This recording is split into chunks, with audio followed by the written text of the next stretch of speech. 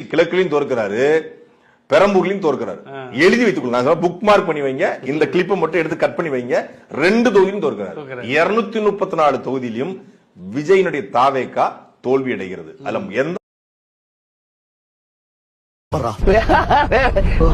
மாற்று கருத்து இல்ல.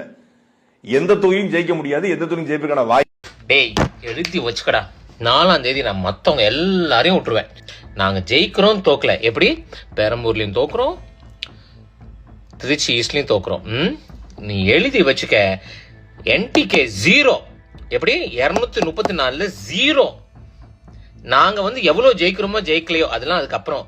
0வை எடுத்துட்டு NTKவை வச்சு செய்யற சாரி NTK நண்பர்களே, என்ன மன்னிச்சிருங்க.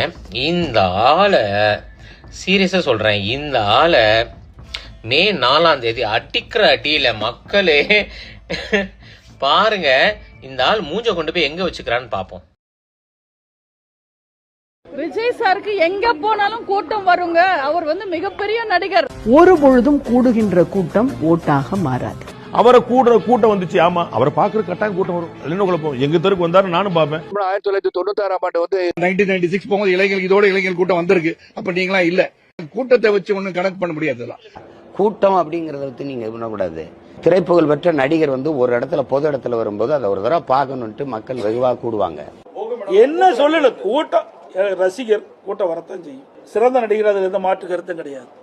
ஆனா சிறந்த அரசியல்வாதி நாங்க தான். வெற்று கூச்சல் போடுகின்ற ஒரு கூட்டம் இன்னைக்கு தமிழ்நாட்டுல சுத்திக்கிட்டு இருக்கு.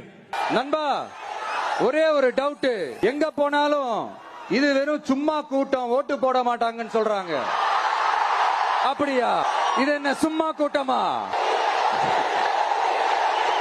தேங்க்யூ, கோடான கோடி நன்றிகள்.